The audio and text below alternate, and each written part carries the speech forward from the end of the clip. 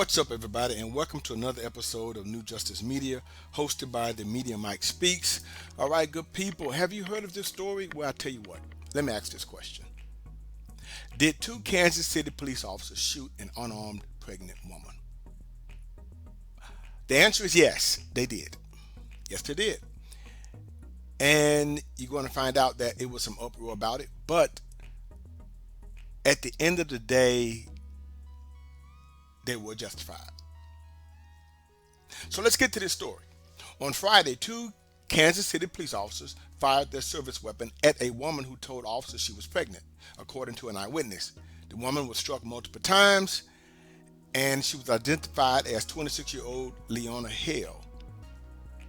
Now, a gun was recovered at the scene, but you're going to see more clearly, good people.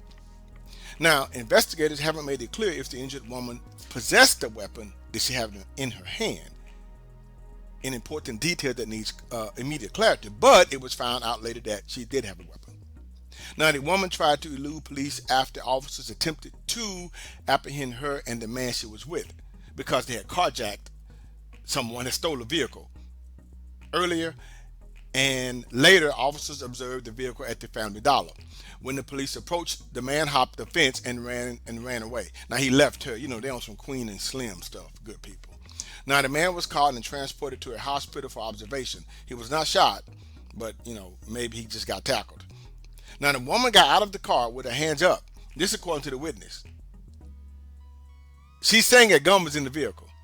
Now, the woman told officers, according to the witness who recorded the aftermath of the shooting, she said she was pregnant. The officers ordered her to get on the ground, but she told them she couldn't because of the fact that she was pregnant. Now, with the guns drawn on her, the woman inched backwards to a fence on the property, and she tried to elude officers by climbing the fence, but failed. And then she was shot. Now, this is all according to the witnesses now. That they later handcuffed her, and there was an outcry of they shot a pregnant unarmed woman. But later on, when the Bodycam footage was shown to a group of 7 community leaders, they said that the charges were appropriate. On Thursday, the young lady's mother, along with civil and human rights activists, called on authorities to release the video. They eventually did. They said they thought the charges against Hale was reasonable based on what the video showed. Now, the young lady, Hale, was taken to a local hospital after the shooting, and she remained in stable condition. She was stable. Now, the body camera did show, as you can see, that she displayed a weapon during her encounter with the police before she was shot. Now, you see, people, we jump to conclusion. My question is, what was she running for? The running man woman syndrome, I just can't wrap my head around. Where you going? I mean, children, young people, well, she was 26, but still, that's an immature act to do, to run.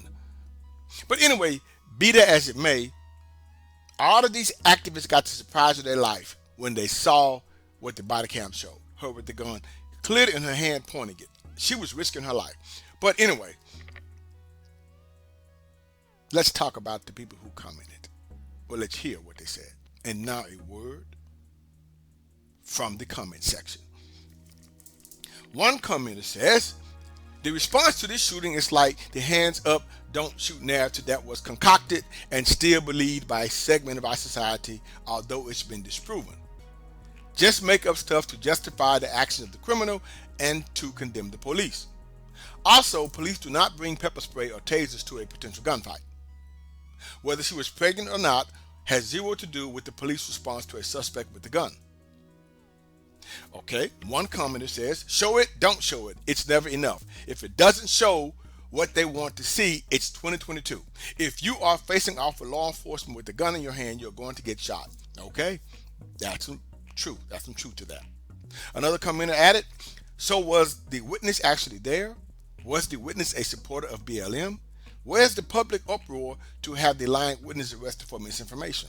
Okay, filing a false police report, I don't know if they took the statement, but I mean, that's like a misdemeanor, but hey. Another commenter reported, any picture can be doctored, but according to what the picture is showing, there is for sure a gun in her hand, and it is not being held down at her side. One commenter added, it looks like the BLM activist had a gun in her hand. Yeah, of course. Now, another commenter added, why won't they release it to the public? Because the public will never be satisfied no matter what. Everyone has their own agenda. They showed it to the community leaders who can speak reasonably to the different segments of their communities. The only ones complaining about this are those that want to stir up problems no matter what, like the media. Good point. Another commenter added, I think this is what the police departments need to do to rebuild trust between themselves and communities of color. Show the video to a few people from the community, not the public at large, if charges will be filed. Explain the situation and advise on planned next steps in terms of who, if any, will be charged and the rationale for the action they are planning on doing. Some people from both Black Lives Matter and Blue Lives Matter won't be convinced no matter what, but most people, upon seeing the evidence and having things explained, will adjust their view to fit the facts. You know, that is a good one. I have to agree. Not bad. So let me know what you think about this, good people. Please feel free to leave your comments in the comments section below. So until next time, this is New Justice Media. Subscribe, share, and like so we can keep up the fight. Have a good night.